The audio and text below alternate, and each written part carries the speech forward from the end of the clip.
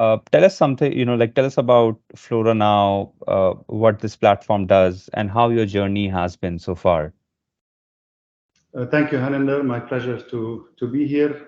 Floranow is an online platform connecting flower growers from various parts of the world to buyers mainly in three countries, UAE, Saudi Arabia, and Kuwait, whereby we enable the transactions among buyers and sellers, and we do logistics solutions that take care of the product door to door. Being a perishable product, flowers need to be transported in an optimized cool chain, and that's what Floranow offers to its clients.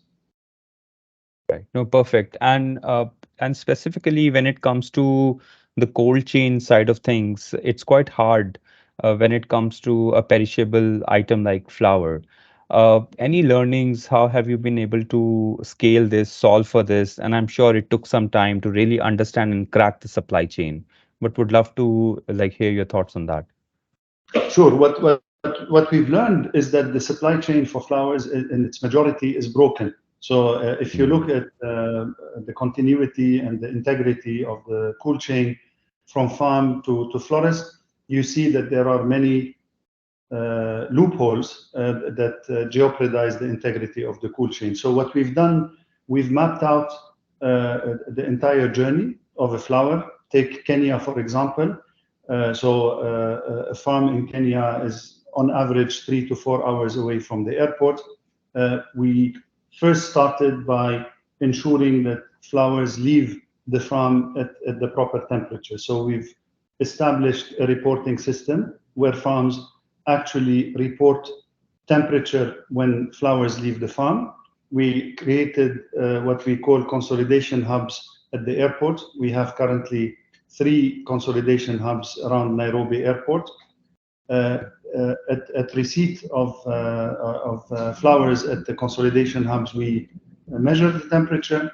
We've agreed with the freight forwarders and the airlines on the movement of the pallets to aircraft, and made sure that in designing the flight schedules that we take the most direct flights, the shortest connection times in case there is a connection, and then again created corrective actions at each spot. If the temperature goes up, we have a checklist that tells the people in charge what they have to do. And finally, flowers are received at our fulfillment hubs in Riyadh, Jeddah, Dammam, Kuwait, and Dubai.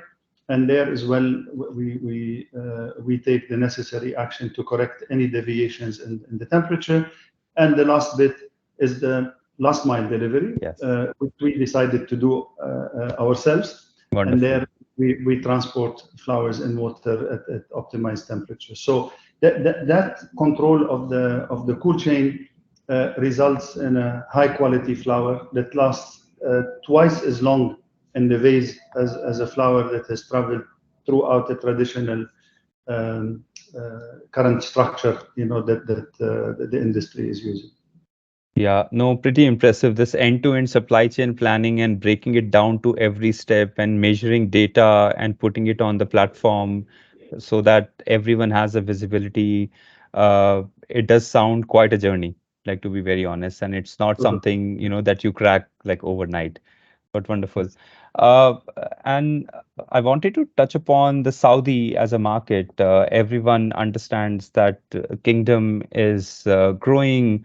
There's a lot of opportunities for entrepreneurs who are trying to, identify opportunities, set their operations up and scale.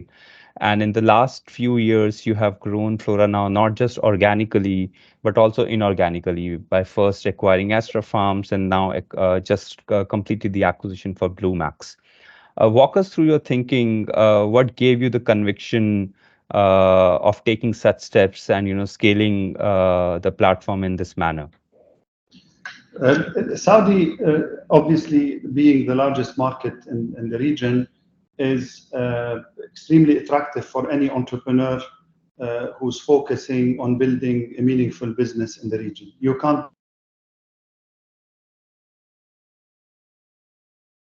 analyze our industry. We function in a sector that's largely fragmented, lacking in tech, and has many challenges in the supply chain. So when we looked at our strategy to enter Saudi, if you recall, we did the Astra deal 2 years ago in the midst of COVID. It was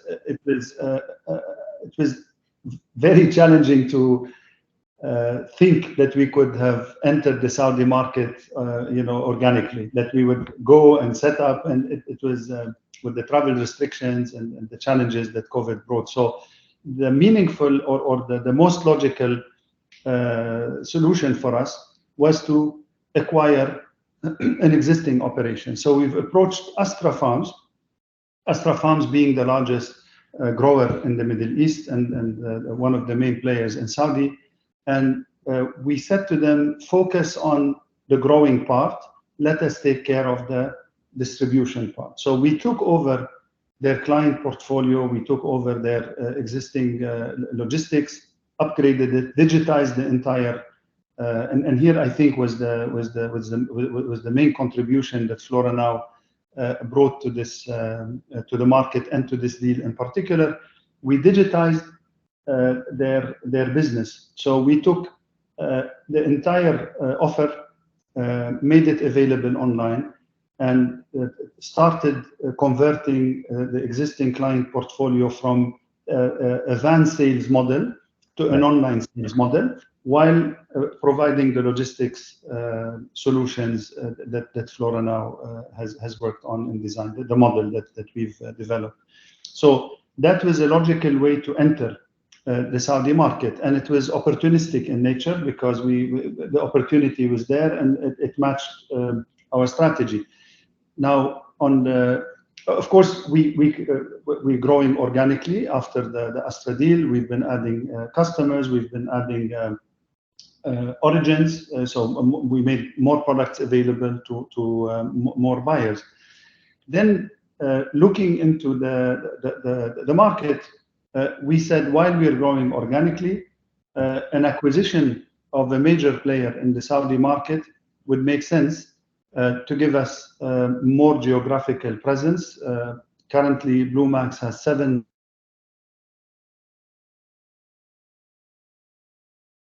in areas where Floranow does not operate, so it made sense. And the second thing is that we looked at the customer mix.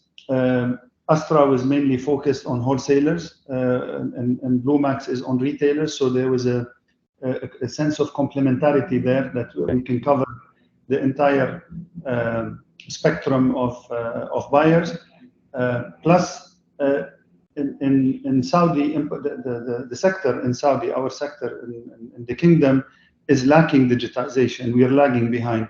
And we believe that by bringing the business online, we're creating efficiencies, we're creating transparency, and we are improving the unit economics of our buyers by improving the base life and reducing wastage and all things related to all the metrics related to the floral industry. And then on the other side, that gave us this increase in size, gave us a major let's say, advantage in negotiating or in repositioning our model vis-a-vis the growers.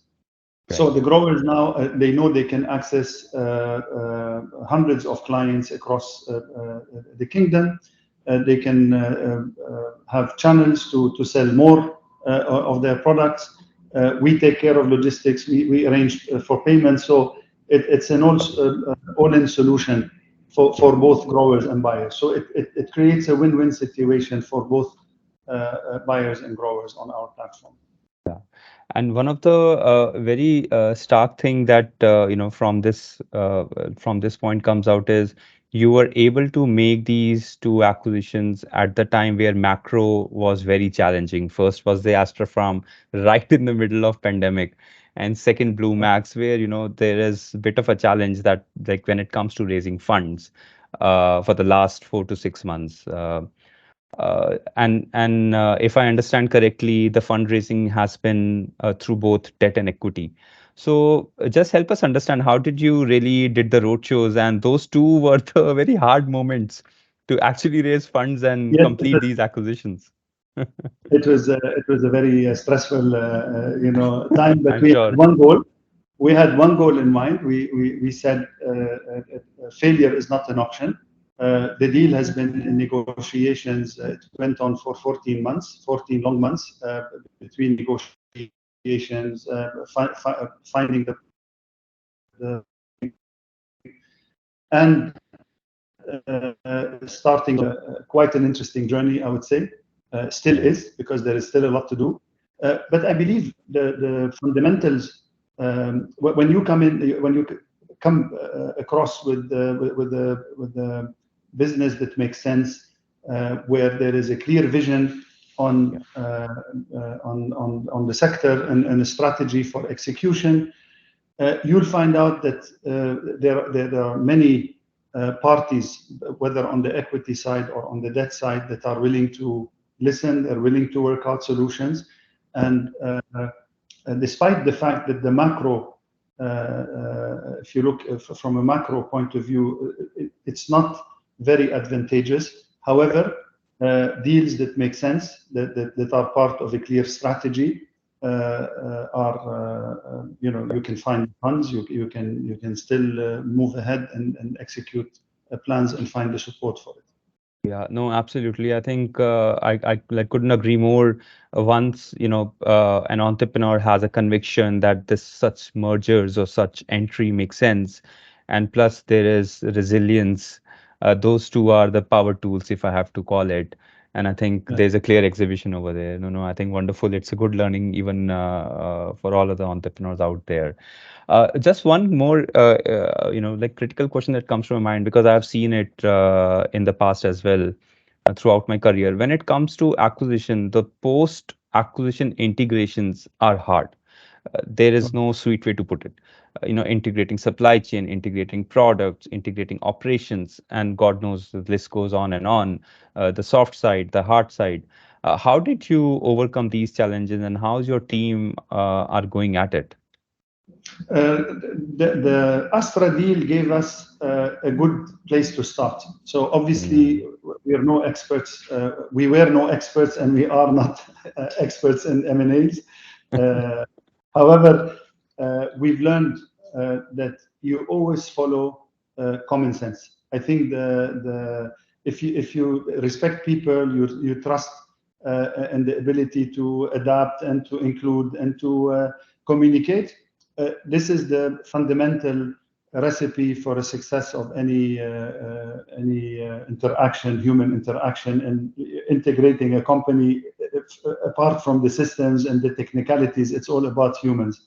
And I think today what we've done that played well to our advantage is that we started the integration process early on, before the legalities were done. So Got we've it. agreed with our partners at BlueMax that we're going to do whatever it takes to make the deal happen on a legal side and funding side. And they trusted us. So we started, although the deal was closed on the 11th of May officially, but we started already on the 1st of January.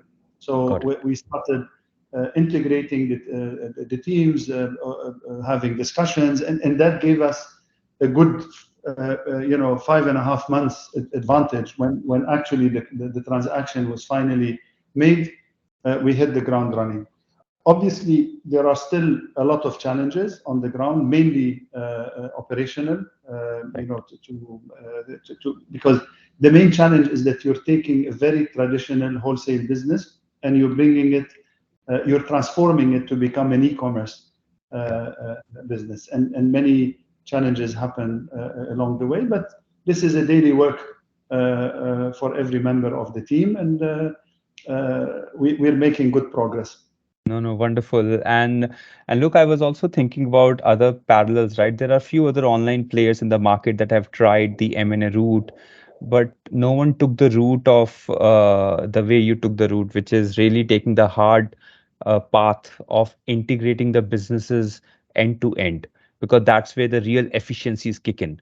Other acquisition are just to prop up the business value or to prop up the footprint, but at the heart of it, it's really when you are really, like dotting the i's and crossing the t's and making sure that operations are talking to each other.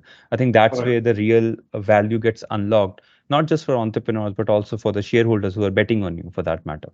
Correct. And for the all stakeholders, for the Yeah, buyers, for the absolutely. sellers, that you're absolutely right. Yeah. No, absolutely. Great, Sharif. Look, I know you have been, we are like privileged to help like Floranow in the past for a bit as well. Our network of consultant did work very briefly on the Saudi financial case too.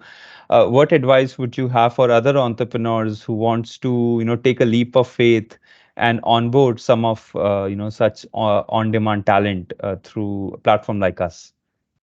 I think that any entrepreneur wanting to, build a great business should use all talent, all any kind of support they can get. And I think that when we worked with you, Haninder, the advantage was that you came with a fresh pair of eyes. You were able to look at the business and give us a lot of support, being completely objective. And I think that was a great advantage to Floranow. And I encourage every entrepreneur, first is to not listen to what the market is saying, and what the market is the market. Everybody has their motives and their way of looking at things. If you believe in your vision, go for it. Make sure that you enlist all possible pools of talent that are available within and within the company and outside the company. There is a great ecosystem currently in the Middle East that can provide a lot of value, and I encourage every entrepreneur to really reach out and use this talent that's available for all of us. Perfect. Thank you so much, Sharif. I really appreciate your time today. I know you are in the middle of so many things, but we really appreciated your thoughts, insights. Many other entrepreneurs will draw a lot of learnings from this conversation. Appreciate it. Thank you very much. Pleasure. Perfect.